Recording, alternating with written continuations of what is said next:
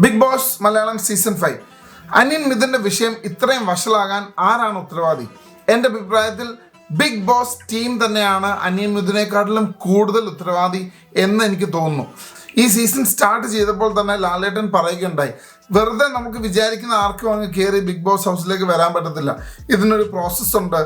കണ്ടസ്റ്റൻസിനെ audition ചെയ്യും, കണ്ടസ്റ്റൻസിന് background check നടത്തും, അവർ പറഞ്ഞ കാര്യങ്ങൾ ശരിയാണോ എന്ന് നോക്കും.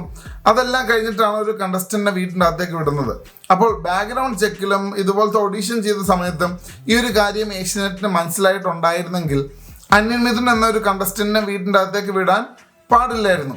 വെറുതെ ഗൂഗിൾ അടിച്ച് അനിയൻ മിഥുൻ ഹൂസ് അനിയൻ മിഥുൻ നോക്കിക്കഴിഞ്ഞാൽ കിട്ടുന്ന ഇൻഫർമേഷൻ ആണ് ബാക്ക്ഗ്രൗണ്ട് ചെക്ക് എന്നെങ്കിൽ ഇവരുടെ ബാക്ക്ഗ്രൗണ്ട് ചെക്ക് ഒരു പൊട്ട ബാക്ക്ഗ്രൗണ്ട് ചെക്ക് തന്നെയാണ്. ഇവർക്ക് ഒരാളുടെ ബാക്ക്ഗ്രൗണ്ട് ചെക്ക് ചെയ്യാൻ അറിയത്തില്ല. പക്ഷേ വേറൊരു സൈഡ് ഉണ്ട് ഇതിൽ. ഏഷ്യാനെറ്റിന് ഓൾറെഡി അറിയാമായിരുന്നു അനിയൻ മിഥുൻ കള്ളം പറഞ്ഞിട്ടാണ് വീടിൻ്റെ അകത്തേക്ക് പോകുന്നതെന്ന്. അപ്പോൾ ഏഷ്യാനെറ്റ് അറിഞ്ഞുകൊണ്ട് തന്നെ ആയിരിക്കും ഈ കള്ളം പുറത്തു കൊണ്ടുവരാൻ വേണ്ടി ഈ ഒരു വീക്ക്ലി ടാസ്ക് കൊണ്ടുവന്നത്. ആദ്യം മൈ സ്റ്റോറി പറഞ്ഞപ്പോൾ പുള്ളിക്കാരൻ ഇത്രയും ഡീറ്റെയിൽ ആയിട്ട് വിവരണം കൊടുത്തിട്ടില്ലായിരുന്നു. പക്ഷേ ഈ ഒരു വീക്ക്ലി ടാസ്കിൽ ഗ്രാഫ് രൂപേണ നമ്മുടെ ഉയർച്ചയും താഴ്ചയും പറയാൻ പറഞ്ഞപ്പോഴാണ് മിഥുൻ ഈ ഒരു ഡീറ്റെയിൽസ് പറയാൻ വന്നത്. അപ്പോൾ ഏഷ്യാനെറ്റിന് അനിയൻ മിഥുൻ്റെ ഈ ഒരു കള്ളത്തരം ഓൾറെഡി അറിയാമായിരുന്നെങ്കിൽ അത് പുറത്ത് കൊണ്ടുവരാൻ വേണ്ടി ഒരു ടാസ്ക് അറിഞ്ഞുകൊണ്ട് കൊടുത്ത പോലെയാണ് എനിക്കിപ്പോൾ ഫീൽ ചെയ്യുന്നത്. അങ്ങനെ ഒരു ടാസ്കിൽ പറയാൻ പാടില്ലാത്ത അല്ലെങ്കിൽ കള്ളത്തരങ്ങളെല്ലാം പുറത്ത് വരുമ്പോൾ പുറത്തൊരു കോൺട്രവേഴ്സി ഉണ്ടാവും, ഷോയ്ക്ക് കൂടുതൽ TRP കൂടും. ആ ഒരു രീതിയിലും വേണമെങ്കിൽ ചിന്തിക്കാം.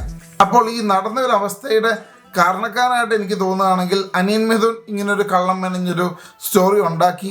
അടുത്തത് ഏഷ്യനെറ്റും ബിഗ് ബോസിന്റെ ടീമും തന്നെ ആയിരിക്കും. ബിക്കോസ് അവരവരുടെ ജോലി മര്യാദയ്ക്ക് ചെയ്തിട്ടില്ല, അല്ലെങ്കിൽ അവർ അറിഞ്ഞുകൊണ്ട് ഇങ്ങനെ ഒരു അവസ്ഥയിലേക്ക് കൊണ്ടുവന്ന് എത്തിച്ച് ഇങ്ങനെ ഒരു കോൺട്രവേഴ്സിയിലേക്ക് ആ ഒരു ഷോ കൊണ്ടുവന്നു. അത് അറിഞ്ഞുകൊണ്ട് ചെയ്തതാണോ അല്ലയോ അതിനെക്കുറിച്ചുള്ള അഭിപ്രായങ്ങൾ നിങ്ങൾ എഴുതി അറിയിക്കുക. അടുത്ത വീഡിയോയിൽ കാണാം. Bye bye.